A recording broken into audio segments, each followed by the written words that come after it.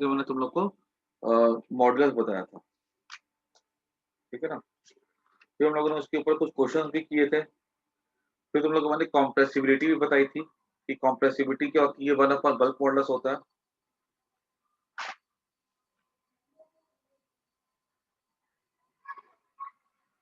उसके बाद आज हम लोग आगे बढ़ते हैं। फिर तुम लोग के साथ मैंने ग्राफ भी डिस्कस किया था, स्ट्रेस स्ट्रेन का ग्राफ, किस तरह से स्ट्रेस प्रोपोर्शनल था स्ट्रेन के, इलास्टिक लिमिट क्या थी, ठीक है। फिर यील्ड पॉइंट क्या था, फिर ब्रेकिंग स्ट्रेस क्या होता है। फिर ब्रेकिंग स्ट्रेस के बाद अगर हमने स्ट्रेस को कम भी किया तो जो वायर होती है it comes into the flow like state, ठीक है। और वायर को एक बार ब्रेकिंग स्ट्रेस अगर हम क्रॉस कर कर जाते हैं, फिर हम चाहे अपने कितनी भी कोशिश करते हैं स्ट्रेस को कम करने की, अल्टीमेटली वायर को टूटना ही टूटना होता है। उसके बाद आज हम पढ़ने जा रहे हैं, फिर मैंने डिस्कस किया था वहां पर, वो भी क्या कहते हैं,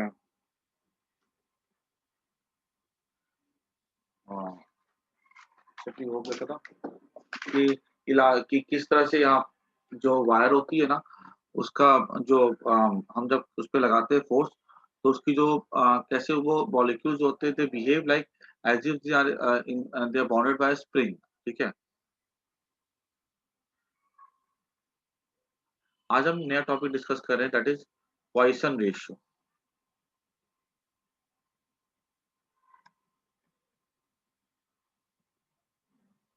तो कोई भी अगर वायर अगर होगी ना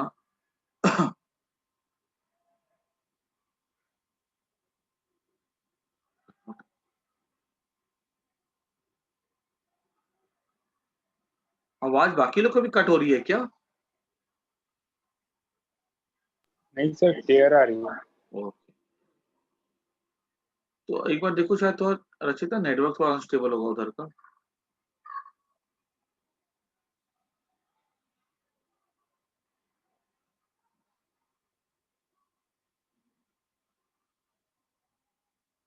ये मान लो कोई वायर है, तो जब वायर को हम लोग खींचते हैं, ठीक है, खींच के जब लंबा करते हैं, तो वायर की लेंथ क्या होती है, बढ़ती है। एट द सेम टाइम जो वायर का जो डायमीटर होता है ना, वो कम हो जाता है ना। च्युइंगम लेते हो, च्युइंगम लेके खींचते हो, तो क्या देखते हो कि वो च्युइंगम कैसी होती है, पतली होती चली जाती है, और जब लेंथ बढ़ती है, तो हम क्या देखते हैं, वहां पे एक टर्म आता है जिसको हम लोग कहते हैं पॉइसन रेशियो। ये जो पॉइसन रेशियो होता है ना, ठीक है, इसका सिंबल हो जाता है sigma, and this is given by lateral strain by longitudinal strain. This is given by lateral strain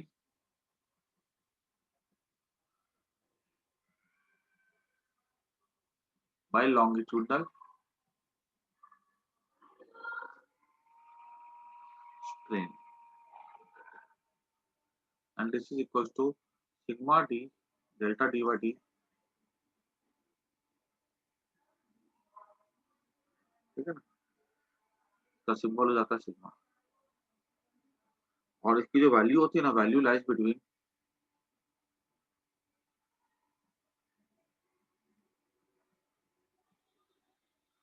-1 and 0.5, ठीक है। तो अपने को इतना याद रखना है,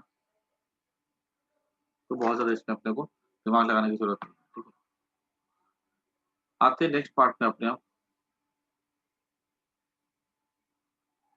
work done in stretching a wire.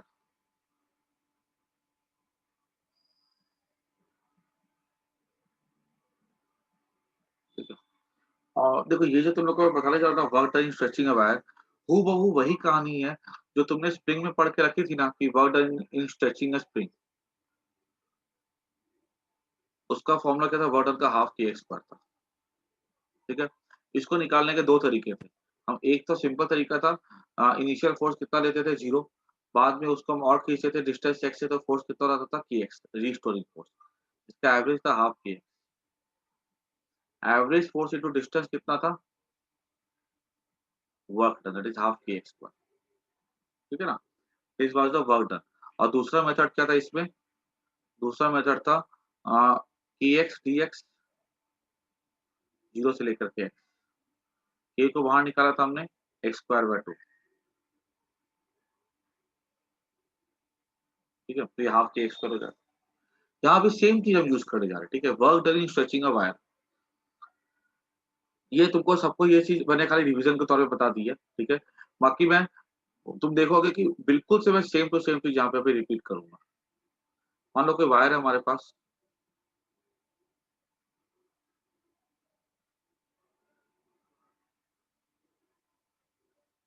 इसको हमने क्या किया कि वायर की लेंथ एल है, इसका एरिया ऑफ क्रॉस सेक्शन मान लो एक बार के लिए ए है,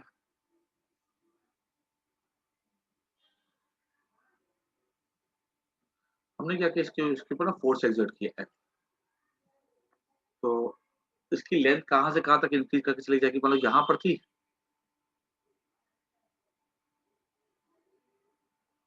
इसकी लेंथ में इंक्रीमेंट हो जाएगा डेल्टा एल का, ठीक है। तो पूछा कि what is the work done, ठीक है, इन स्ट्रेचिंग द वायर। तो मैं ऐसा लिख सकता हूँ वर्क डन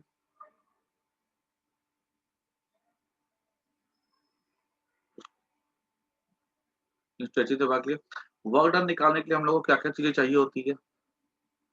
अगर किसी बच्चे को सिंपल मेथड देखना है, ठीक है, तो सिंपल मेथड देखो, और हम इसका कैलकुलस वाला मेथड भी देखेंगे, ठीक है, तुमको जो पसंद है तो तुम उसको कर सकते हो, ठीक है। लेकिन जो मैंने जो सिंपल मेथड है ना उसका एक वो इसी तरह के प्रॉब्लम में लगता है, वो कहाँ पे आकर के फेल कर जाता है मैं बता दूंगा, ठीक है।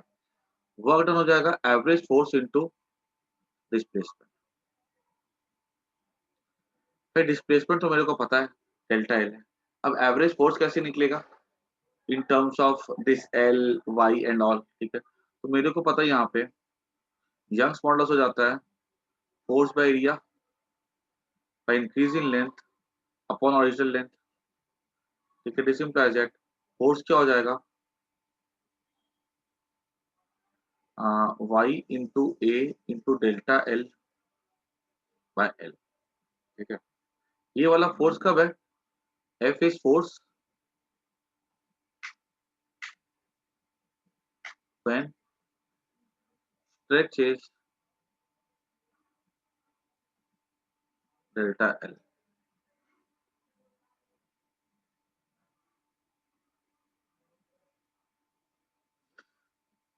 देयरफॉर वर्क डन क्या हो जाएगा, जब देखो जब इस पे बिल्कुल भी स्ट्रेच नहीं था, ठीक है, तो क्या कहते हैं, मतलब जब ये बिल्कुल नेचुरल लेंथ पे था, तो हमको हमने उस समय कितना फोर्स अप्लाई किया था, जीरो फोर्स। ये मॉलिक्यूल्स तो रेस्ट पे थे, सब अपने नेचुरल पोजीशन पे थे। जैसे जैसे हम इस पे फोर्स अप्लाई करें वायर की लेंथ बढ़ रही है, ठीक है, जब वायर की लेंथ बढ़ते बढ़ते डेल्टा एल हो जाती है और हम लेंथ अब नहीं बढ़ पा रही है, इक्विलिब्रियम में आ गया है, क्लियर। तो होता क्या है, ये पता है स्प्रिंग जैसा होता है, ये जैसे स्प्रिंग को तुम खींचते हो, ठीक है, स्प्रिंग खींच रहे हो, खींचो, स्प्रिंग खिंचा रही है, खिंचा रही है, खिंचा रही है, एक समय ऐसा आएगा, ठीक है, जब तुम्हारा फोर्स 10 लगाया तुमने, स्प्रिंग का फोर्स लगा 1 2 3 4, क्योंकि स्प्रिंग स्प्रिंग का जो हमने लगाया 10 बाहर से, जो स्प्रिंग का रिस्टोरिंग फोर्स होता है वो एक बार में थोड़ी 10 लगेगा, वो तो स्प्रिंग की लेंथ बढ़ेगी 1 2 3, ऐसे करके स्प्रिंग रिस्टोरिंग फोर्स लगाती है। एक समय ऐसा आगे जब एक्सटर्नल फोर्स और रिस्टोरिंग फोर्स बराबर हो जाते हैं, तब जो होती है ना स्प्रिंग की लेंथ और ज्यादा नहीं बढ़ती है, ठीक है। तो जब हम और नहीं बढ़ती तो हमने क्या बोला, फोर्स हमारा कितना 10 है, इसके अंदर भी कितना फोर्स होगा 10 होगा। इनिशियली फोर्स कितना था, रिस्टोरिंग फोर्स, इनिशियली इसका रिस्टोरिंग फोर्स 0 था, ठीक है, और बाद में इसका रिस्टोरिंग फोर्स कितना हो जाएगा 10 हो जाएगा। तो work done in increasing the length of wire,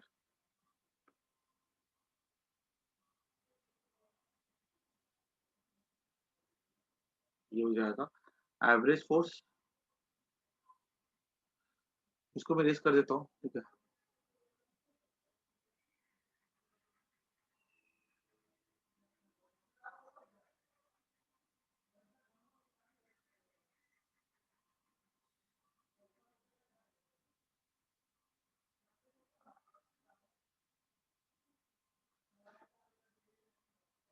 हर बार हम क्या करें, इसको खींचने के लिए हल्का हल्का फोर्स लगाते चले जाते हैं। Equals to force average into displacement. Force average कितना हो जाएगा, वाई ए डेल्टा एल। इसमें 10 तुम ऐसे ये वाला एग्जांपल तुम मत लेना, ठीक है। 10 अप्लाई करें, हम क्या करें, फोर्स को ना धीरे धीरे वायर को, वायर की जैसे हम स्प्रिंग की लेंथ को खींचते हैं, स्प्रिंग को खींचते हैं, तो इक्विलिब्रियम में रहने के लिए हम फोर्स को धीरे धीरे इंक्रीज करते हैं ना। हमारा फोर्स पहले 1 होता है, स्प्रिंग ने लगाया 1, हमने 2 अप्लाई किया, स्प्रिंग ने लगाया 2, हमने 3 अप्लाई किया, स्प्रिंग ने लगाया 3। इस तरह से हम धीरे धीरे फोर्स को इंक्रीज करते हैं ताकि स्प्रिंग जो स्लोली उसकी लेंथ बढ़े, ठीक है, फ्रॉम 0 टू x। तो जो वर्क हो जाएगा हमारा ना, ठीक है, वो हमारा फोर्स धीरे धीरे इंक्रीज हो रहा है, तो हम क्या करते हैं, अपना एवरेज फोर्स क्या ले लेंगे, इनिशियल फोर्स 0 था, फाइनल फोर्स F था, 0 प्लस F बाय 2 कर देंगे, दैट इज एवरेज फोर्स, ठीक है। जो एक्सटर्नल फोर्स लगाया जाता है ना यहाँ पे, वो शुरू में 0 होता है और धीरे धीरे बढ़ाते हैं ताकि वायर कैसा हो, वायर वायर की जो लेंथ है वो धीरे धीरे बढ़े। तो एवरेज फोर्स क्या हो जाएगा हमारा, y into A into delta L by Y into A into delta L by L by 2 हो जाएगा, इंटू डेल्टा एल हो जाएगा, ठीक है, इक्वल्स टू हो जाएगा। तो ये हमारा हो गया वर्क डन, ठीक है। अभी इसको जरा मैं क्या ले सकता हूँ, Y into, sir divide by L भी होगा ना? हाँ यहाँ पर लिख दो, वाई इंटू, इसको भी क्या ले सकता हूँ, देखो अभी थोड़ा सा ध्यान रखना इस चीज का, कि जो वर्क डन का फॉर्मूला होता है ना, वो था half into stress into strain into volume. Half into stress, stress क्या हो जाएगा, स्ट्रेस हो जाता है यंग्स मॉडुलस इंटू स्ट्रेन, पढ़ा ना स्ट्रेस, यंग्स मॉडुलस क्या था, स्ट्रेस बाय स्ट्रेन था, इंटू मैंने यहाँ पे लिखा Y into delta L by, what is this, this is Young's modulus into delta L by, क्या था, दिस इज स्ट्रेस इंटू, देखो दो डेल्टा एल था, एक डेल्टा एल मैंने यहाँ पे और लिख दिया, डेल्टा एल बाय, ये क्या हमारा हो गया, this is what, this is stress. अगर तुमको ये फॉर्मूला याद रहता है ना वर्क डन का, जो कि हम निकालने वाले, याद रखना, डेरिवेशन के लिए अगर तुम एक बार जब डेरिवेशन सीखते हो ना, उसके बाद जब तुम उस फॉर्मूले को याद कर जाते हो ना, तुम्हारे लिए तुमको लास्ट वो फॉर्मूला हमेशा हेल्प करेगा डेरिवेशन में, कि मुझे कैसे क्या अरेंज करना चाहिए, ठीक है। तो तुमको फॉर्मूला याद है ये, मान लो कि वर्क डन का हाफ इंटू स्ट्रेस, तो मैंने पहले क्या लिखा, स्ट्रेस लिख दिया इंटू स्ट्रेन इंटू वॉल्यूम। अब वॉल्यूम का देखो ये ए आ रहा है ना, और एल तो नीचे एक ही था, तो मैंने क्या लिखा था, नीचे मैंने 2 एल पुट कर दिए थे, तो मैंने क्या कि एक एल से अगर मैं ऊपर नीचे मल्टीप्लाई कर दूं, तो ये मेरे को क्या देगा, ये मेरे को दे देगा ए एल दे देगा ना, देख रहा है, हाँ, ये क्या दे दिया मेरे को, ए एल दे दिया, ऊपर नीचे एल से मल्टीप्लाई कर दिया, तो this is equal to half into, this is called as stress, this is strain, and what is this, area into length, this is volume, this is volume, this is the work done by the external force, ठीक है। अभी यहाँ पर generally देखो हम लोग क्या होता है, इंटरेस्टेड होते हैं work done in a unit volume of the wire, ठीक है। हमेशा हम लोग को ज्यादा इंटरेस्ट किस में होता है कि 1 मीटर क्यूब में हमने कितना वर्क किया, तो उसके लिए हम क्या ले सकते हैं, इतना पहले नोट कर दो सबको।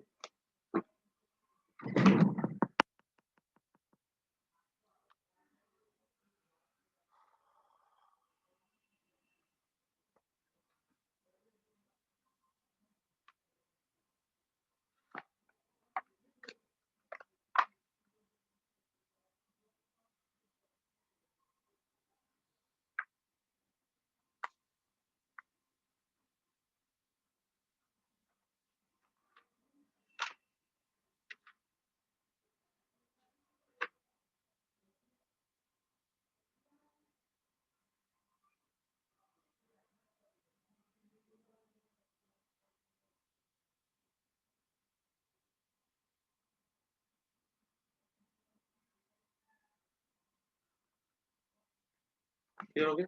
तो इसमें हम आगे क्या लिखेंगे, work done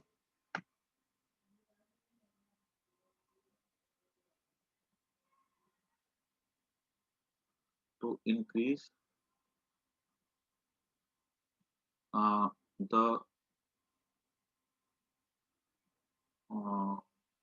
work done to increase length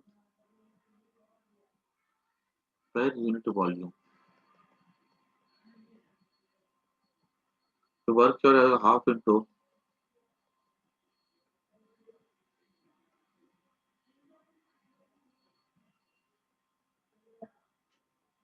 ठीक है। तो work done per unit volume क्या हो जाएगा,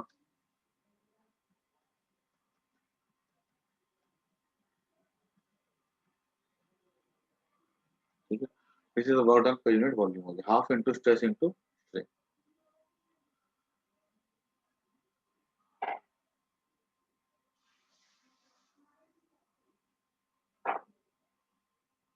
ठीक है ना।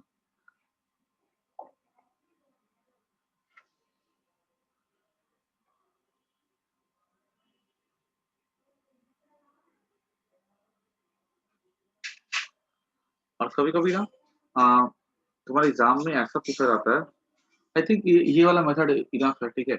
इंटीग्रेशन से चाहो तो कर सकते हो, ठीक है। तो पहले हमने कितना इंक्रीज किया, एक्स इंक्रीज किया, टोटल बॉर्डर कितना हो जाएगा, जीरो से लेकर डेल्टा एल तक की कर देंगे, जैसे स्प्रिंग में करते थे वैसा कर सकते हैं। But this method is fine, कोई दिक्कत नहीं है। तुम एक चीज तुम याद रखना हमेशा, बेसिक सी चीज है कि हम लोग एवरेज वाला मेथड कब यूज करते हैं, ठीक है। तो कोई पता होना चाहिए। मान लो हम जो करते हैं, work done force average into displacement, displacement था याद करो, वेलोसिटी एवरेज इनटू डिस्प्लेसमेंट था, वेलोसिटी एवरेज इनटू टाइम, ये एवरेज वाला कंसेप्ट। लेकिन यहाँ ग्रेविटी में पता हम लोग नहीं लिखते थे, ग्रेविटी में वर्डन लिखोगे ना, अगर average force G m1 m2 by 2r² into displacement, ये गलत है, बिल्कुल गलत है। ये इलास्टिसिटी में सही है, डिस्प्लेसमेंट में सही है, लेकिन ग्रेविटी में गलत है। याद रखना, अगर कोई भी चीज प्रोपोर्शनल हो जाती है एक फंक्शन के सिंगल पावर पे, तो हम ये वाला एक्सप्रेशन यूज कर सकते हैं। और अगर वो सिंगल पावर पे अगर नहीं होती है ना, तो हम ये वाला नहीं यूज कर सकते। जैसे देखो यहाँ पर अगर तुम देखो ना ध्यान से, तो जो फोर्स है ना, वो प्रोपोर्शनल किसके है, डेल्टा एल के, डेल्टा एल के पावर 1 पे ना, ठीक है ना। चेंज इन लेंथ का ये प्रोपोर्शनल है, तो हम यूज कर सकते हैं। जब हम बात करते थे वेलोसिटी का था, v equals to velocity acceleration to time, velocity proportional time के पावर 1, तो हम यूज कर सकते थे काइनेमेटिक्स में। जब ये वाला एक्सप्रेशन था 8, जब वो टाइम की पावर 1 पे था, तो हम यूज कर सकते थे एवरेज वेलोसिटी। टाइम के पावर का अगर 2 हो जाता ना ये, यहाँ पर ये फॉर्मूला वैलिड नहीं होगा, फिर हमको इंटीग्रेशन से करना पड़ेगा। यहाँ पे अगर फोर्स देखो ना, तो फोर्स किसके प्रोपोर्शनल होता है, r⁻² के। अगर r⁻² के प्रोपोर्शनल है ना, तो यहाँ पर ये वाला नहीं यूज कर सकते, ठीक है। यहाँ पे आपको कौन सा यूज करना पड़ेगा, इंटीग्रेशन यूज करना पड़ेगा। तो कभी भी अगर मान लो एक फंक्शन दूसरे फंक्शन के पावर 1 पे डिपेंड करता है, we can use average concept, याद रखना। If fx depends on x as fx equals to ax plus b, मतलब पावर बनाना चाहिए, डिग्री बनाना चाहिए, then average concept can be use.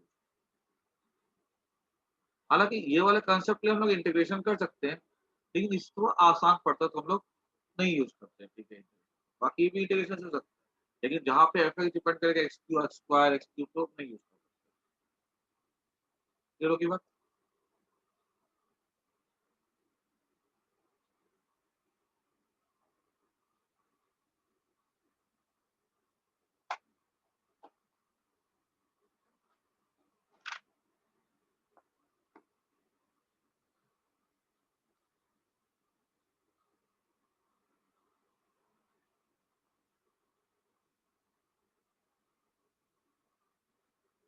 तो उसके बाद अ,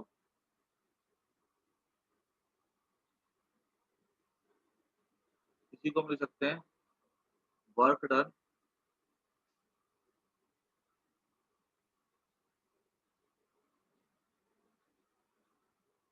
हो जाएगा हाफ इंटू स्ट्रेस, को मैं लिख सकता हूँ यंग मॉडल्स इंटू स्ट्रेन, और वहां भी स्ट्रेन आएगा इंटू स्ट्रेन का स्क्वायर हो जाएगा। तो ऐसा लिख सकते हैं। हम देखना आगे एप्लीकेशन ऑफ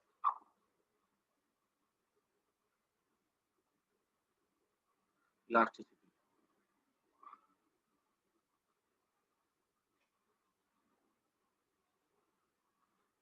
पहली बात तो जो क्रेन्स होती है ना, ठीक है, उसका जो रोप्स ऑफ क्रेन में हम यूज करते हैं, जो क्रेन्स की जो रोप होती है ना, उसका हम पहले देख लेते हैं कि इलास्टिक लिमिट क्या होगा। ठीक है, अभी इलास्टिक लिमिट जो भी उसका होता है उसकी बेसिस पे डिसाइड होता है कि भाई उसको हम कितना डालेंगे वेट। जनरली क्या होता है, लिफ्ट वाले जो क्रेन वाले में केस चलो ठीक है, इलास्टिक लिमिट इसका अगर मान लो 1000 है, हम इस पे से 500 वेट अगर हैंग करते चलेगा। बात जब आती है लिफ्ट के स्प्रिंग की, लिफ्ट वाले जो रोप होती है यूज, अब उसपे हम देखते हैं कि इलास्टिक लिमिट इसका मान लो 1000 है। तो हमने बोला कि नहीं, इस पे हम जो वेट डालेंगे ना, वो 10 का ही डालेंगे, क्योंकि वहाँ पर लाइफ का सवाल है, ठीक है? तो इसलिए वहाँ पे खाली 10% या 8% ही यूज़ करते हैं हम लोग जनरली लिफ्ट में इलास्टिक लिमिट का। हालाँकि टूटता तो इलास्टिक लिमिट के और बाद जा कर के, इन लाइफ के लिए कोई रिस्क ही ले सकता है। समय के साथ मान लो उसकी इलास्टिसिटी कम हो जाती है, ठीक है? बहुत सारी बातें होती है, इसलिए बहुत छोटा-सा उसको यूज़ करते हैं। उसके बाद design of bridges,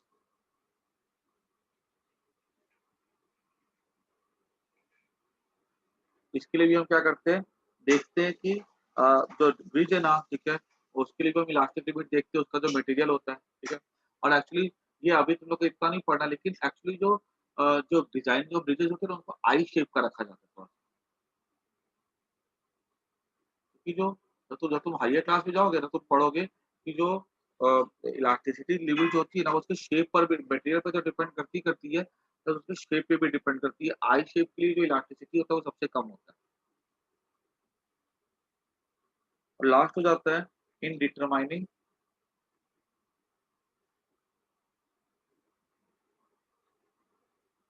maximum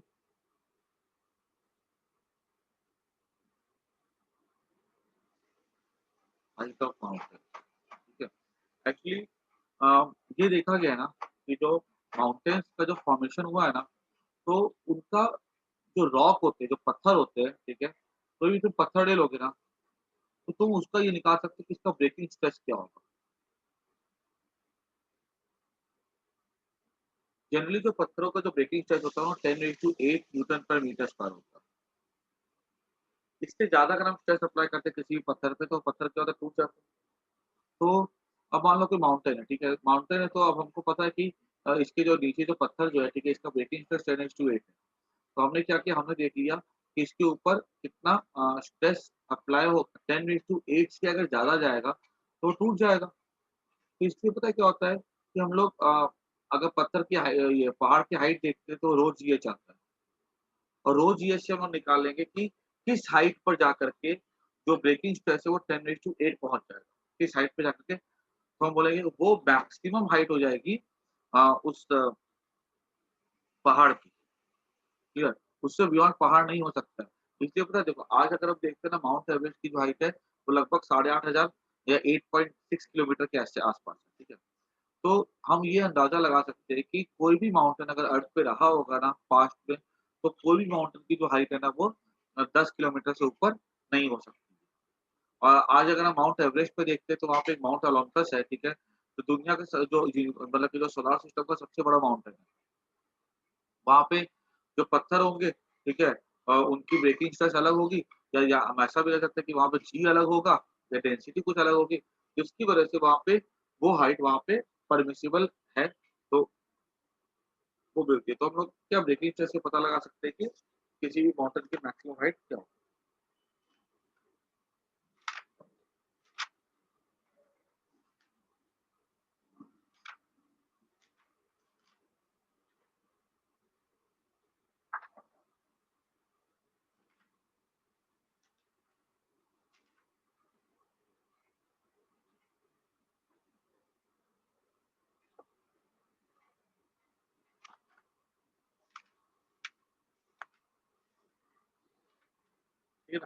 chapter खत्म हो चुका हुआ है।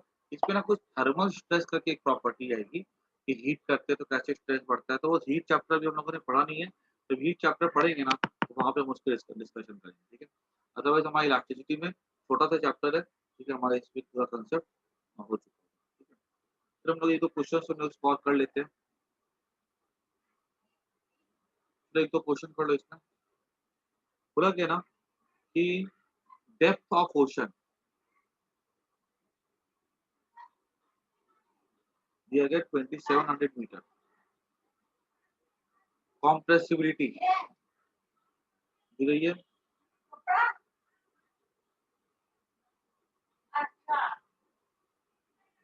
कॉम्प्रेसिबिलिटी इतनी है। डेंसिटी ऑफ वाटर है,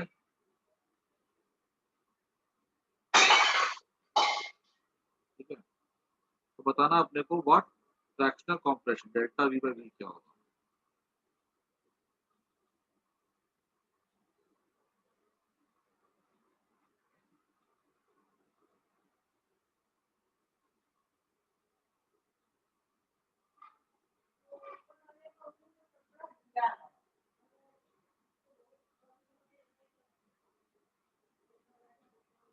ये फॉर्मूला यूज करो।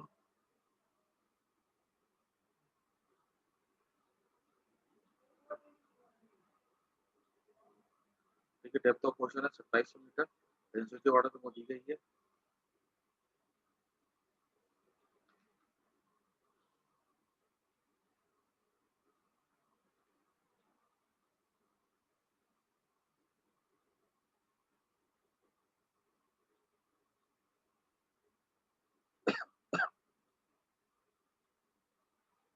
तो वाटर का वॉल्यूम में कितना फ्रैक्शनल चेंज होगा, मतलब समझ में ना बात सर को। जी क्या लेना है? क्या ग्रेविटी क्या लेनी है? ग्रेविटी को तुम 10 ले लो ना। जैसे क्वेश्चन समझ में आया ना, जैसे मान लो अगर हम 2700 मीटर दूर चले जाते हो ओशन के, यहाँ पर जो पानी होगा ना, ठीक है, इसका जो भी वॉल्यूम लेंगे हम लोग, उसमें कितना दबाव, उसका वॉल्यूम कितने से फ्रैक्शन कितना से चेंज हो जाएगा।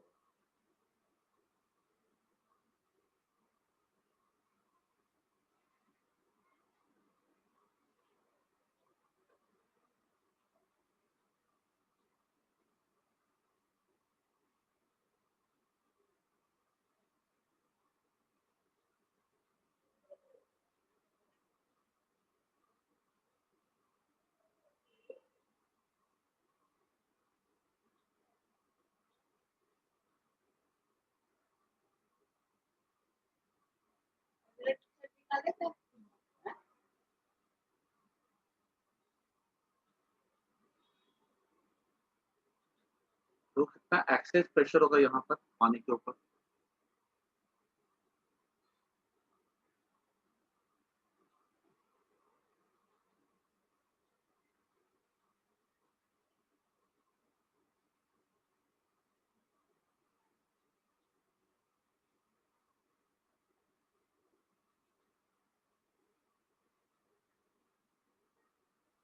यहाँ पे ऐसे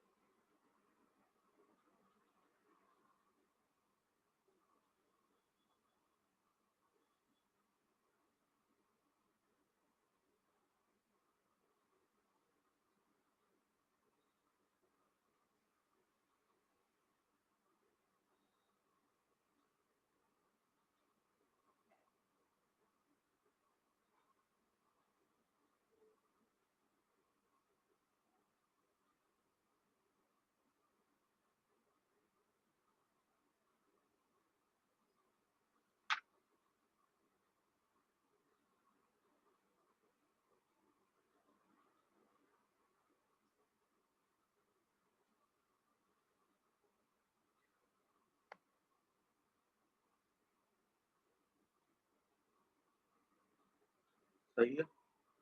बाकी लोग भी तो आंसर कर लीजिए।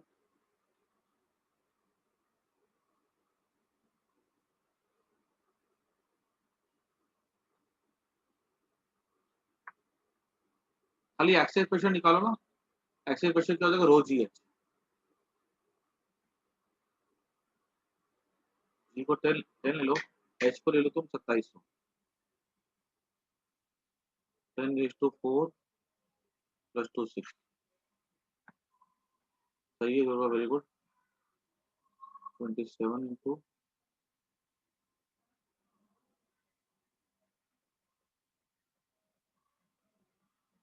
ठीक है, ये हमारा एक्सेस प्रेशर हो जाएगा, क्योंकि देखो अगर देखा जाए ना तो यहाँ पर प्रेशर ऊपर के एटमॉस्फेयर की वजह से भी लग रहा होगा, ठीक है, P naught plus rho g h, यहाँ pressure P naught plus rho g h है,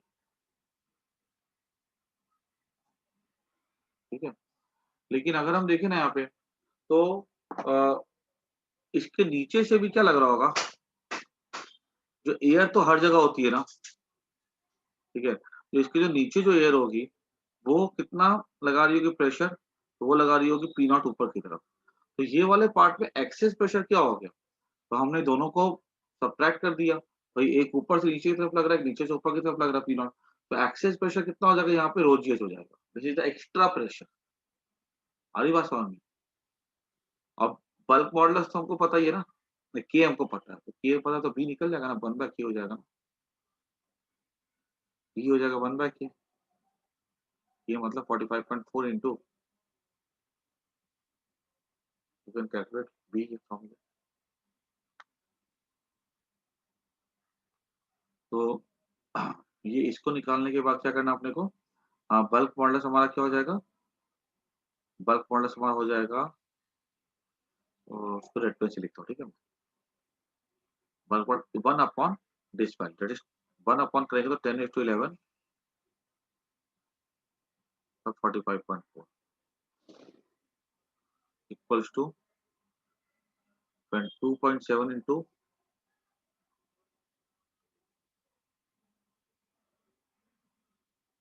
10⁻6, 5 4 2 6 6 2.7 10⁻7 हो जाएगा यहाँ पे,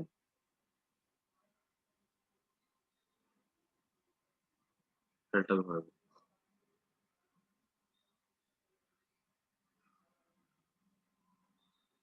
इसको ऊपर भेज दो, इसको डिवाइड कर दो, 0.7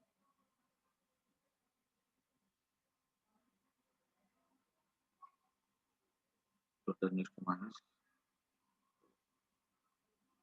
ठीक है ना, तो ये करेंगे अगर तुम्हारा कुछ 90 के आसपास हो जाएगा ना, तो करके देखो, ठीक है, हाँ, तो 10⁻120 के आसपास आएगा ये, मल्टीप्लाई करें तो 12 1.2 के आसपास हो जाएगा ये, ठीक है?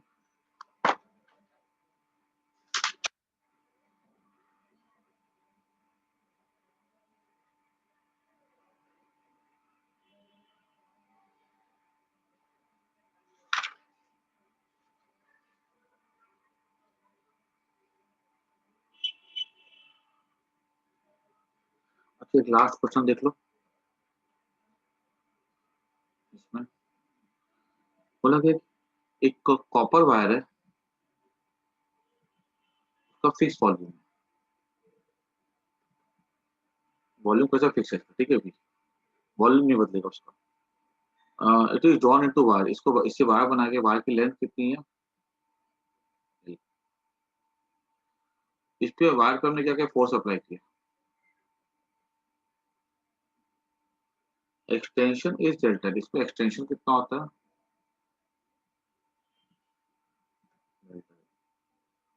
विच ग्राफ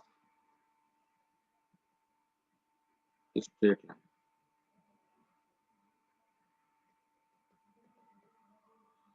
पहला delta L versus 1/L, delta L versus, दूसरा डेल्टा एल वर्सेस,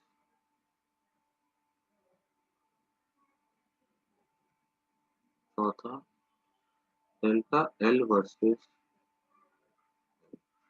कि 4 में से कौन सा सही है। फिक्स्ड वॉल्यूम और कॉपर का लेंथ एल है, एक्सटेंशन डेल्टा है, ठीक है। तो अगर हमने लेंथ को बढ़ाया तो डेल्टा एल का क्या होगा, बढ़ेगा घटेगा, किस तरह से स्ट्रेट लाइन बनेगा, ये इसका स्ट्रेट लाइन होगा।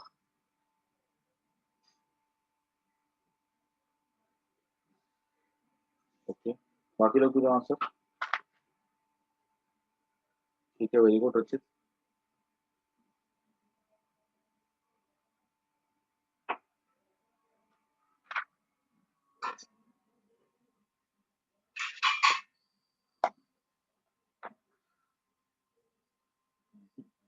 मुश्किल नहीं। देखो यंग्स मॉडुलस क्या रहता है हमारा, फोर्स बाय एरिया,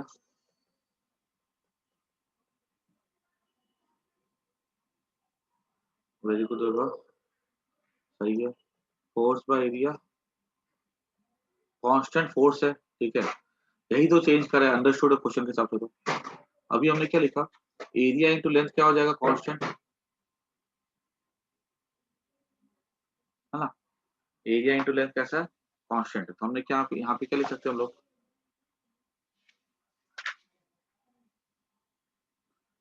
इसको ले सकते हैं एफ एल स्क्वायर बाय, नीचे में ले सकता हूँ वॉल्यूम,